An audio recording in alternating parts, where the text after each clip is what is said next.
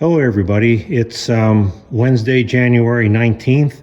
This is Charlie, the PA grain farmer.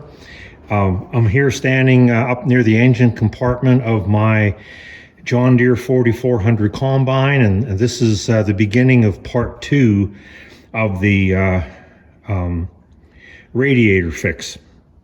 I heard from the radiator shop they have to re-core my radiator because they can't get a new one, and the old core is leaking pretty badly once they got it all cleaned out and everything. So I just wanted to do a quick video to show you the beginning of the process of putting it back, because it's going to be several more days, probably the beginning of next week, until they have the radiator all ready. But anyways, what I've done so far is I've replaced the belt. I lubricated the pulley and replaced the eye bolt that tensions it.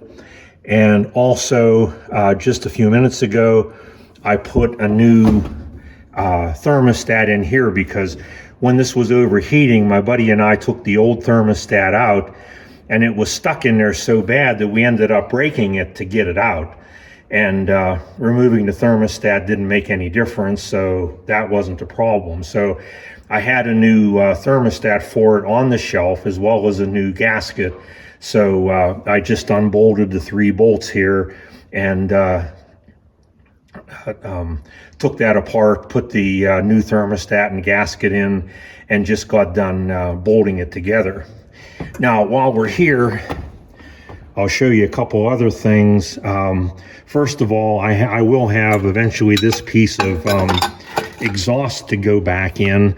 When the combine burned back in the end of October or beginning of November, one of the things my buddy Ben noticed when he was working on it was that there was a leak in the old system. It was leaking here, where it joins with the manifold, and it was also leaking on the old piece here, where these two pieces fit together. So what I did was I took the old exhaust off and took it down to my buddy's tire and muffler shop, and they were able to bend and make a new this new exhaust piece for me. So once I get the radiator in and get everything else done, this piece will fit, you know, right back into here, and that'll be all done as well. If you look down inside here with me, when we had the fire, the alternator here is what we believe started it. There was a short, because there is melted plastic all over this oil filter, which I have yet to change. So we put a new alternator in. And you'll notice there's a lot of new wiring, because the old wiring harness we had to basically cut out and start again from scratch. So, you know, Ben did all that for me and took care of it. Also, there's a new starter in there. I did that about 2 months ago because the old starter seemed to have trouble turning the engine over. So I took it out, took it to the local auto electric place, and they tested it and said it's completely shot. So rather than rebuild mine, which they'll probably end up doing anyways, they just traded me, and I paid the difference for an already rebuilt starter and everything. So that's already installed and is working well. So I'm waiting for the radiator. I should get that in a couple of days, and when I do, then I'll do a video of putting the radiator in. Sorry that I couldn't show the work involved with the thermostat for those of you that you know, may not know how to do that, but there's just no place up here that's good for me to set a camera or a phone, so it just wasn't possible. Okay, so we'll be back shortly with the rest of the video.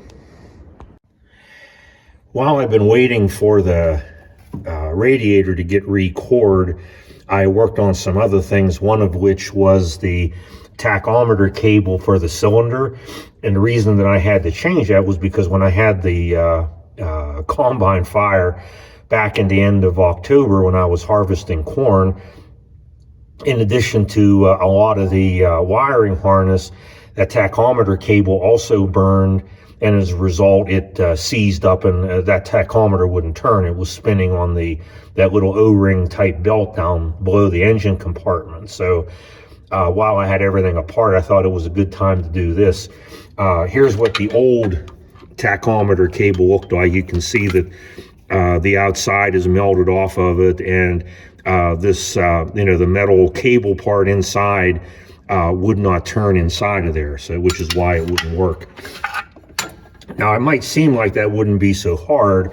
There's about a 1-inch hole down here for the cable to go through, but it goes over underneath. There's a channel that is triangular in shape, and probably the open end of it is about the size of my fist. And it starts right about here underneath. So there's about 1.5 feet or 2 feet that you got to get the tachometer cable through, and I just couldn't get it to go. I think part of it was there was a lot of junk, a lot of chaff, and it was greasy and oily and everything, and it just didn't want to feed through.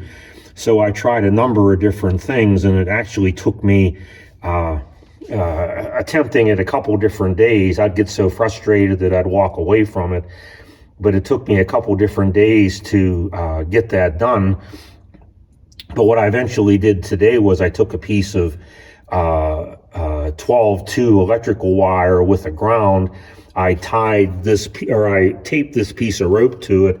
I shoved it in from this side and through until it came out the bottom, and then I tied the cable to it, cut the tape and let the rope off of the electrical wire, and then I pulled the rope and pulled the cable up through this hole. When the connector end of the cable got here, I had to use a screwdriver to get it to make that turn, but then once I did, it came through pretty easy, and now you can see that I have it up here around the top of the engine and going through the firewall into the instrument panel.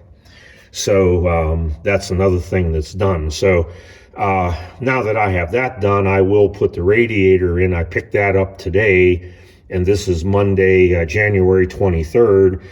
And hopefully my buddy Corey's going to come up tomorrow, and we'll set the radiator in. I took the radiator out myself, but I want help putting it in because I paid an awful lot to have that record, and I want to be able to guide it back in here. It's a tight fit. I want to be able to guide that in, gently so as not to damage it. All right, it's the next day. It's Tuesday, January 25th, and I made a mistake earlier. I think earlier in the video I said yesterday was Monday the 23rd. It was actually Monday the 24th. But in any event, I had gotten the radiator back yesterday, and my buddy Corey did come up this morning and help me put the radiator in. He climbed up that ladder on the outside and took the radiator up. I stood up here on top of the engine compartment, and I was able then to, as he gently lowered it, I was able to guide the radiator back in. And then we spent, probably an hour or so getting everything buckled, back in, everything buttoned up in there, and got everything back together. So the radiator fit real nice, looks good, and I'm looking forward to having being able to combine my oats and corn and soybeans without overheating problems. So sorry I didn't get video of actually putting the radiator in, but there's no good place here to put the camera, and if I would have set it back on the tripod, all you would have seen was our asses, and I don't think anybody really wants to look at that in the middle of one of these videos. So we spared you that. So the radiator's in. I do have to put water in it yet, which I'll probably do tomorrow or sometime real soon. And when we get a warmer day, I'll get the thing started up. Now, in addition to that, I also got everything buttoned back up with related to the cable that I was finally able to fish back through yesterday.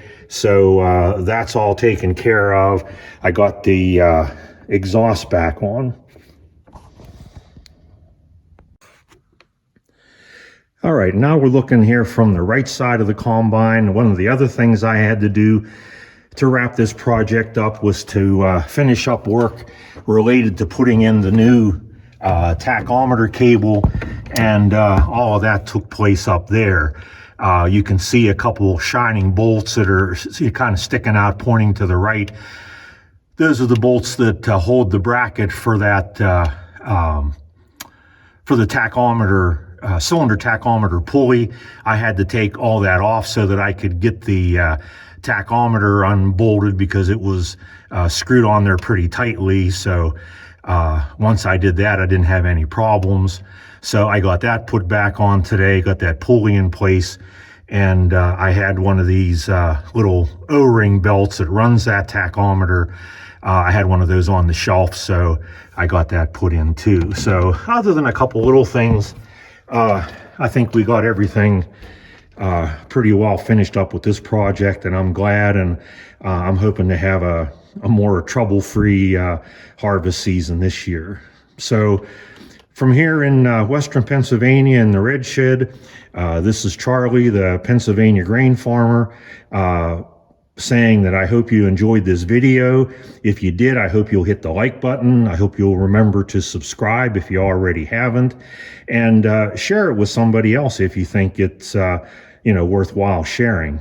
So until next time, we'll see you later.